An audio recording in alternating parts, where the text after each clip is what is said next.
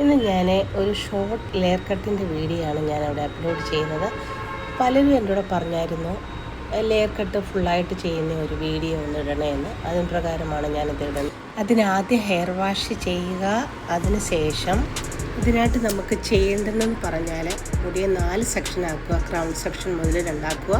അതിനുശേഷം back section അതുപോലെ ചെയ്തതിന് ശേഷം നമുക്ക് ബാക്കിൽ ഏറ്റവും അടിഭാഗത്തുള്ള മുടിയെ നമുക്ക് ഗൈഡ് ലൈനായിട്ട് എടുക്കുക.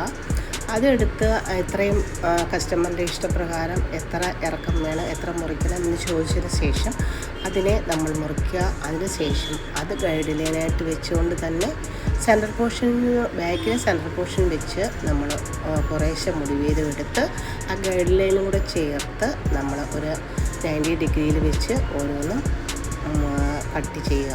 അങ്ങനെ എല്ലാ സെക്ഷനിലും കട്ട് ചെയ്യുക. ഇതുപോലെ തന്നെ നിങ്ങൾ ചെയ്ത് നോക്കുക. ഓക്കെ, ഇന്നൊന്ന് പറഞ്ഞോട്ടെ, നിങ്ങൾ എൻ്റെ വീഡിയോ കാണുമ്പോൾ നിങ്ങൾക്ക് ഇഷ്ടപ്പെടുന്നെങ്കിൽ ലൈക്ക് ചെയ്യണം, അതുപോലെ സബ്സ്ക്രൈബ് ചെയ്യണം, ഷെയർ ചെയ്യണം.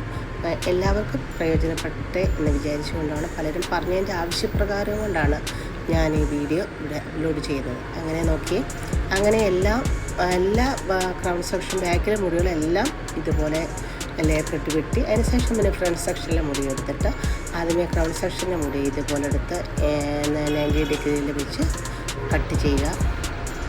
ഫ്രണ്ട് സെക്ഷനിലാവുമ്പോൾ കുറച്ച് ഫ്രണ്ടിലോട്ട് നീക്കി അങ്ങനെ ചെയ്യുക. അങ്ങനെ എല്ലാ മുടികളും ഇതുപോലെ കട്ട് ചെയ്യുമ്പോൾ നല്ലൊരു ലെയറാവും.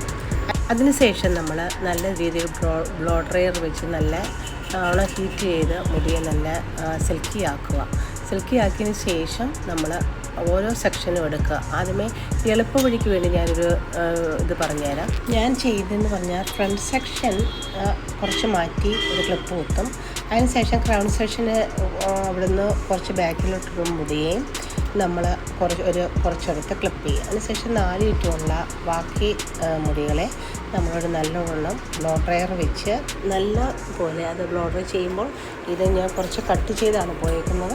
ബ്ലോ ഡ്രൈ ചെയ്യുമ്പം അടിയിലും മുകളിലും അങ്ങനെ 3 ഇതായിട്ട് നമ്മൾ നല്ല രീതിയിൽ ഹീറ്റ് ചെയ്യണം. ഹീറ്റ് ചെയ്തതിന് ശേഷം അത് ബ്രഷ് കോമ്പ് വെച്ച്, അത് റൗണ്ട് കോമ്പ് വെച്ച് നമ്മൾ ബ്ലോ ഡ്രൈ ചെയ്ത് നല്ല രീതിയിൽ റോൾ ചെയ്ത് നല്ല ഒരു ബ്ലോ ഡ്രൈ ചെയ്തിടുക. ഇത് കണ്ടിൽ നോക്കി നല്ല ഭംഗിയായില്ലേ.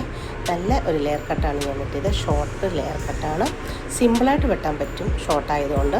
പിന്നെ നിങ്ങളും ചെയ്ത് നോക്കണം. ചെയ്ത് നോക്കി ഇഷ്ടപ്പെട്ടെങ്കിൽ ഞാൻ പറഞ്ഞല്ലോ, നിങ്ങളുടെ ചാനൽ സബ്സ്ക്രൈബ് ചെയ്യുമല്ലോ. അതുപോലെ എൻ്റെ ചാനലിൻ്റെ പേര് നിങ്ങൾക്കറിയാമല്ലോ, ജയ്സ ബ്യൂട്ടി വേൾഡ്.